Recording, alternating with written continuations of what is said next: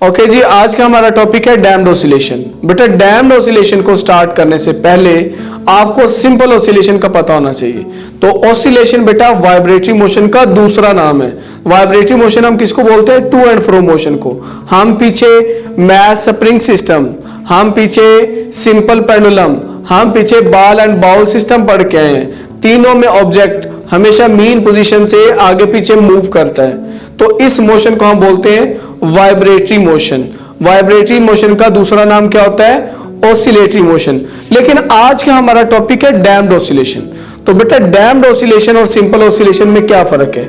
Oscillation में जो simple oscillation होती है, आइडियल ऑसिलेशन, उसमें जो ऑब्जेक्ट वाइब्रेट करता है ना, वो बेटा आपने याद रखना है, वो लामहदूद टाइम तक वाइब्रेट करता रहता है। उसको हम बोलते हैं आइडियल ऑसिलेशन। जो सिंपल ऑसिलेशन वो आइडियल ऑसिलेशन, उसकी हम बात करते हैं। लेकिन यहां पे वर्ड यूज हुआ है डैम्ड ऑसिलेशन।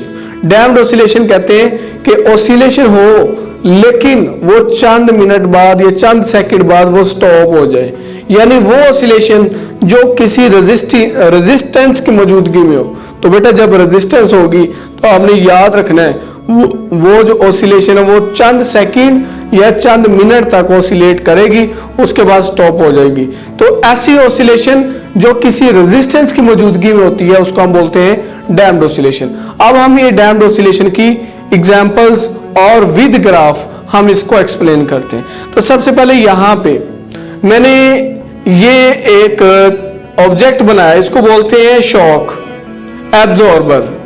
अब ये शॉक एब्जॉर्बर क्या होते हैं? आप लोगों ने बेटा मोटरसाइकिल देखी होगी। यहां पे मैं मोटरसाइकिल का बनाने की कोशिश करता हूं। ये मोटरसाइकिल के दो व्हील्स हैं, ठीक है। अब ये जो दो मोटरसाइकिल के व्हील हैं, ये लेट आगे वाला व्हील है और ये पीछे वाला व्हील है। आगे वाले व्हील के सेंटर में जो एक्सल होता है, उस एक्सल के साथ यहाँ पे ऐसे दो रॉड से निकल रहे होते हैं। उसके अंदर स्प्रिंग होता है इस तरह का, ठीक है, और ऑयल भी होता है।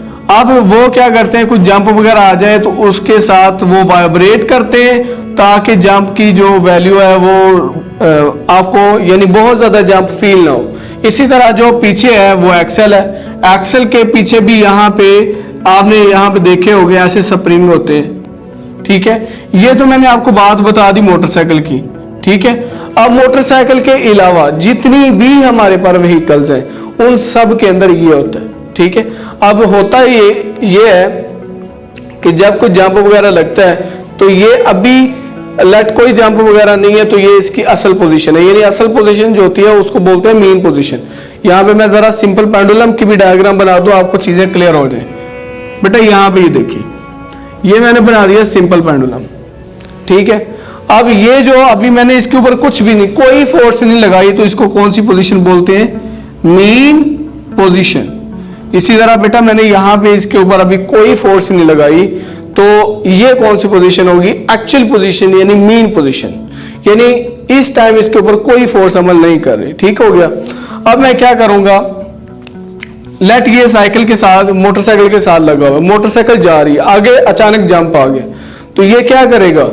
ये वाइब्रेट करेगा। जब ये वाइब्रेट करेगा तो ये मूव करेगा ऊपर और नीचे, ऊपर और नीचे, जिस तरह से ये मूव किया था जो हमने पीछे टॉपिक पढ़ के आए हैं। इसमें कैसे मोशन हुई थी? कभी आगे कभी पीछे। तो वो जो आगे पीछे वाली पोजीशन थी उसको हमने क्या नाम दिया था? Extreme position. Extreme position, extreme position A. इसी तरह हमने इसको नाम दिया था extreme position, extreme position B. इसको हमने एक्सट्रीम पोजीशन बी का नाम दिया था। इसी तरह से बेटा यानी ये एक्चुअल पोजीशन थी ना। ये जो सिंपल पेंडुलम है ये अपनी एक्चुअल पोजीशन से कभी आगे कभी पीछे, कभी आगे कभी पीछे। इसी तरह से जब ये जंप आएगा अचानक आगे, मोटरसाइकिल में मैं ड्राइव कर रहा हूं, आगे अचानक जंप आया तो जंप आने से ये ऊपर कभी नीचे, कभी ऊपर कभी नीचे। लेट ऊपर वाली एक्सट्रीम पोजीशन ए, नीचे वाली एक्सट्रीम पोजीशन बी। अगर मैं इसका ग्राफ बनाऊं तो वो कैसा होगा वो जरा देखें। यहां पे मैं बना रहा हूं जी, लेट में डिस्प्लेसमेंट ये बना रहा हूं, एम्पलीट्यूड और ये टाइम, यानी इस साइड पे मैंने ले लिया टाइम, ठीक है। लेट ये जो पॉइंट है ना वाई एक्सिस पे, ये आपकी मीन पोजीशन है, यहां पे मैं बना रहा हूं मीन पोजीशन, यानी जहां पे आपने किसी किस्म की फोर्स नहीं लगाई। जैसे ये ऊपर आया यानी जंप लगा, नीचे से ऊपर आया, ऊपर वाली पोजीशन एक्सट्रीम पोजीशन ए हम फर्ज कर लेते हैं, एक्सट्रीम पोजीशन ए, लेट ये ऊपर वाली पोजीशन इसको हम नाम दे दें एक्सट्रीम पोजीशन ए, एक्सट्रीम पोजीशन ए, एक्सट्रीम पोजीशन ए, ठीक है। ऊपर आया एक्सट्रीम पोजीशन ए, जब जंप लगेगा वो नीचे जाएगा, यानी मीन पोजीशन, जैसे ये देखें यहां से जाएगा तो पहले मीन पोजीशन से होके फिर एक्सट्रीम पोजीशन बी पर जाएगा।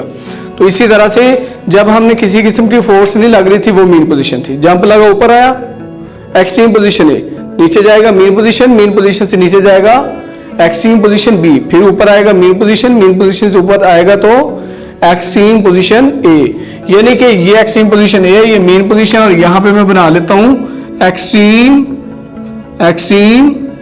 पोजीशन बी का नाम दे देता हूं, एक्सट्रीम पोजीशन बी का नाम दे देता हूं। अब यहां से ये देखें ऐसे ऐसे, इस तरह से और इस तरह से, यानी कि पहले वो जोर से ऐसे ऊपर आएगा फिर जोर से नीचे जाएगा, यानी मोर वोलेंटली, आपकी बुक में वर्ड यूज हुआ है, मोर वोलेंटली ऊपर आएगा, मोर वोलेंटली नीचे जाएगा, फिर आहिस्ता सा वाइब्रेशन कम होगी और आहिस्ता सा रुक जाएगा। यानी कि पहले लाइट इतनी वाइब्रेशन प्रोड्यूस हुई, फिर इतनी हुई, फिर और कम, और फिर आहिस्ता सा वो मीन पोजीशन पे आ गया। कौन? Shock absorber. ये सिंपल पेंडुलम इस क्वेश्चन का हिस्सा नहीं है, लेकिन बेटा हम लोगों के समझने के लिए मैंने ये वाली सार डायग्राम बनाई है, क्योंकि ये हम पीछे पढ़ चुके हैं, ठीक है। तो बाज दफा ये इंपॉर्टेंट लॉन्ग क्वेश्चन है, ये बेटा बाज दफा शॉर्ट क्वेश्चन भी पेपर में आता है, तो आपने इसको शॉर्ट भी तैयार करना है, लॉन्ग भी तैयार करना है। अगर शॉर्ट क्वेश्चन आता है तो आपने सबसे पहले डेफिनेशन लिखनी है, ठीक है, फिर आपने एग्जाम्पल लिखनी है और फिर ग्राफ, ये बात होगी। अब ये ग्राफ में ना बुक में यहाँ पे एक्सट्रीम पोजीशन ए और एक्सट्रीम पोजीशन बी का नाम नहीं है, वहां पे उसने क्या लिखा हुआ है, वहां पे उसने लिखा हुआ है प्लस माइनस, और सेंटर में क्या लिखा हुआ है, डिस्प्लेसमेंट। क्लियर? अब ये सारा कुछ मैंने आपको समझाने के लिए था। ये प्लस का मतलब है ये वाली साइड, माइनस का मतलब है ये वाली साइड, यानी एक्सट्रीम पोजीशन ए, एक्सट्रीम पोजीशन बी। क्लियर? अगर आपको मेरी वीडियो पसंद आई है, इसको लाइक करें, शेयर करें और सब्सक्राइब करें। थैंक यू, अल्लाह हाफिज़।